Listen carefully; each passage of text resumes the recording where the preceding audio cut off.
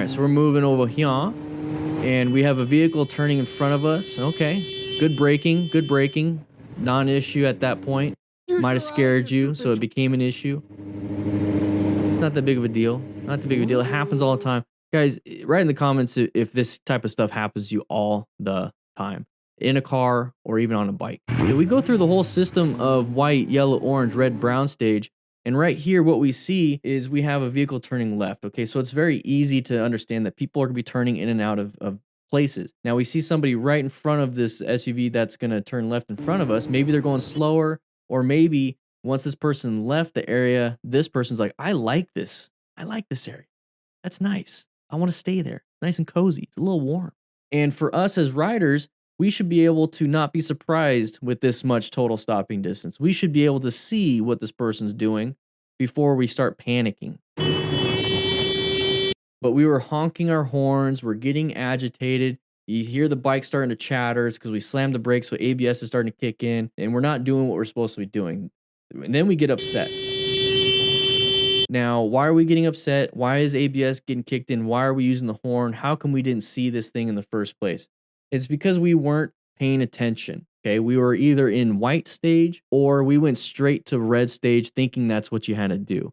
So whenever I teach a class or whenever I talk to somebody new, especially when they come from the car world or if they've come from learning on their own, you start to go down this learning path on your own where, you know what, I see a lot of Moto Madness and they honk the horns when somebody cuts them off. So I'm going to start going down this path of Moto Madness training.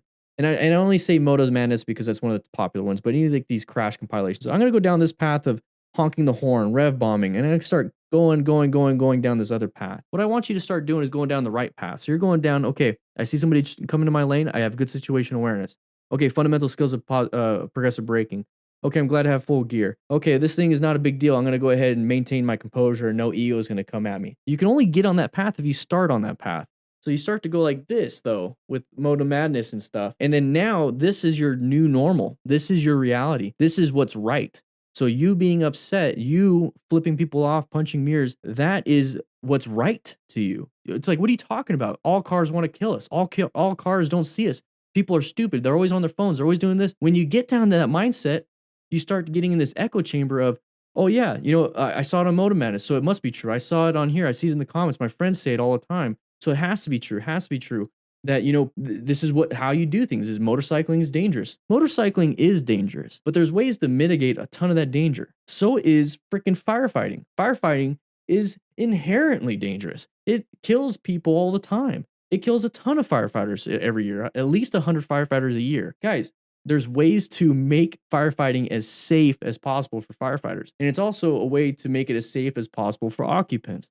You know, fire inspectors, fire code, building permits, all these different things help keep occupants safe. And then you have firefighters that come in when it's not, when it fails. And then they have to be safe when they go into the building that's about to collapse on them. So they have gear. When it comes to motorcycle riding, it's not safe if you don't make it safe. If you choose to just hop on the road and you're starting to ride like it's nothing and you're like, I don't care. And you'll get into a crash. You'll get severely hurt. And if you follow the training from your friends or from, I'm going to say Moto Madness again, but it could be anything. This is 99 Lives right here. You could be following this training, these video trainings, and realize this is what I have to do. I have to flip people off. I have to get agitated. I have to get pissed. I'm tired of it. I'm so tired of it. I want everyone to understand, yes, it's dangerous, but with proper training, with your ego aside, you can handle these situations and it won't be negative. This is a non-issue. Take a look at this. Non-issue. This happens all the time. Take a look at right here, right where my hand is. See right here? This is the fairing. When you apply front brake pressure or apply any deceleration, you start to nose in, okay? So that weight goes to the front tire. So watch this front end disappear, but then right on the bottom, you're gonna see it go like this. That's ABS kicking it.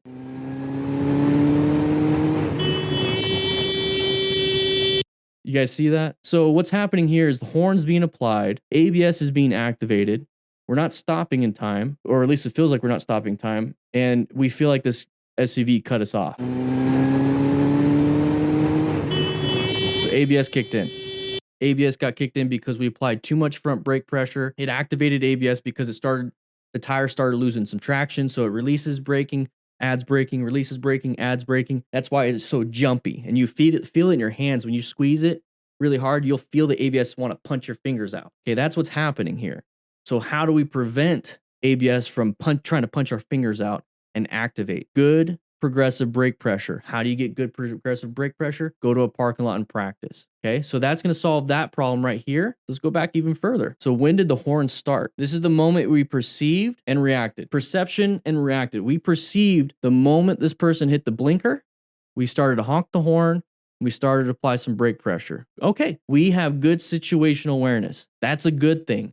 As soon as we saw that blinker and then cross that line, we noticed it, we recognized it, we perceived it, and we started to do something about it. Now, what is it that we did wrong right here? We did great with situational awareness. What did we do wrong?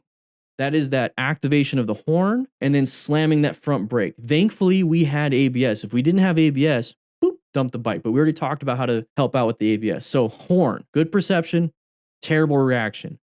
The horn is not a red stage maneuver. Red stage over there on the top right is going to be emergency braking or emergency swerving. Okay, so let's take a look at where we're at here. Can we swerve left? No, we'll probably hit this vehicle. I don't know if that's a vehicle coming this way. Probably is, or sitting in the middle lane. Can't swerve left anyways because we got the tanker. Can't swerve right because look at that vehicle right there.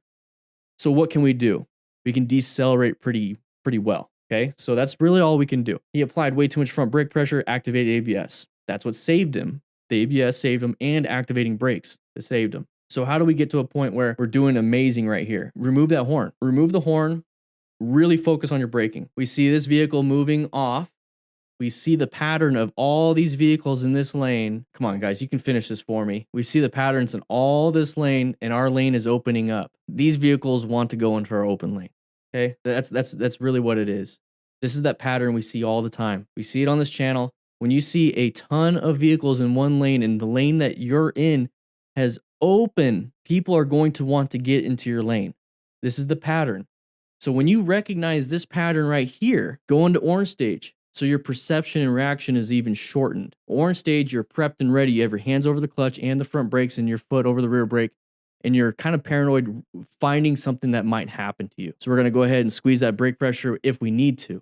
But right here, we're prepped and ready. We might move over here a little bit to give ourselves a better space cushion. Okay. So we went through the whole root cause analysis of right at the end, right here, getting pissed off. ABS kicked in. Okay. We got cut off. ABS kicked in because we slammed it too much. Back a little bit further, we were using our horn in a red stage maneuver and slamming the brakes, but we had good situational awareness. Now, if we go even further, so this is where it started with the situational awareness. If we go back even further, how can we prevent this in the first place? Recognizing this pattern. That right there is the whole root cause analysis. I just gave you guys a huge insight of what I think about when I see this video and any video.